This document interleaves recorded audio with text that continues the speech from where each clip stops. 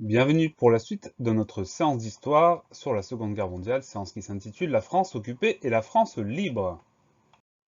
Comme prévu, vous avez répondu à quelques questions au sujet du document, des documents que voilà. On va pouvoir corriger ensemble ces questions, c'est parti. Première question, quelles sont les trois villes de la carte qui font partie de la zone libre? Les trois villes qui font partie de la zone libre sont Marseille, Lyon et Vichy. Quel est le seul pays qui continue à se battre contre l'Allemagne? Le seul pays qui continue à se battre contre l'Allemagne est le Royaume-Uni. Donc vous mettez la vidéo sur pause pour vous corriger. Dans quelques secondes, nous avançons. À part l'Allemagne, quel autre pays occupe une partie de la France? À part l'Allemagne, le pays qui occupe une partie de la France est l'Italie. Que souhaite le gouvernement de Vichy? Le gouvernement de Vichy souhaite que l'Allemagne remporte la guerre. Même chose, on met la vidéo sur pause pour se corriger et on avance.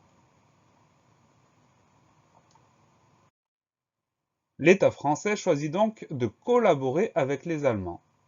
Collaborer, ça veut dire qu'ils obéissent et font tout ce qui leur est demandé en espérant obtenir un allègement des charges de l'occupation. Ça veut dire qu'ils vont accepter toutes les demandes des Allemands en espérant que les Allemands soient un petit peu plus sympathiques avec eux, un petit peu moins durs. Malgré cela, la présence allemande est pesante et les Allemands exigent énormément d'argent, de matières premières, de produits alimentaires et d'hommes. Donc les Allemands, ils sollicitent la France pour leur donner des matières, des aliments et des hommes, des bras. La vie sous l'occupation.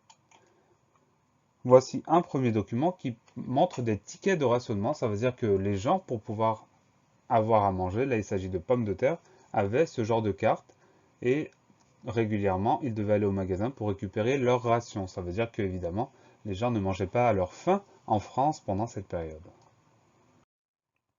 Ce document-là montre les gens qui font la queue devant un magasin avec leur ticket de rationnement dans les mains pour pouvoir récupérer de quoi nourrir toute la famille. La propagande du régime de Vichy. À la tête du régime de Vichy, nous avons le maréchal Pétain. Le maréchal Pétain, qui collabore avec les Allemands, souhaite que la population française marche avec lui. Donc il publie de temps en temps des affiches de propagande. Celle-ci dit « Français, vous n'êtes ni vendus, ni trahis, ni abandonnés. Venez à moi avec confiance », avec le doigt pointé pour interpeller les gens. Cette affiche est faite pour que les gens se sentent en confiance et obéissent aux lois du régime de Vichy.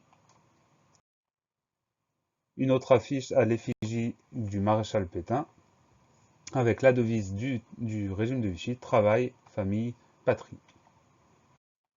Encore une affiche, celle-là montre la France avec le régime de Vichy, où tout est ordonné à droite, et sans le régime de Vichy, où c'est un petit peu le bazar sur l'affiche de gauche. En résumé, en juin 1940, le maréchal Pétain demande l'armistice. La France est partagée en deux, la zone occupée au nord et la zone libre au sud. Le maréchal Pétain dirige le gouvernement de l'État français depuis Vichy en zone libre. Le gouvernement de Vichy choisit de collaborer avec l'Allemagne, il obéit et fait tout ce que les Allemands demandent. Pendant ces années, la vie en France est très difficile. La prochaine fois, nous parlerons de collaboration et de résistance. Notre séance portait sur la période de l'époque contemporaine. Entourant ce que nous avons évoqué la même chose que la dernière fois, c'est-à-dire la Seconde Guerre mondiale, dont voici l'image. À bientôt pour la suite.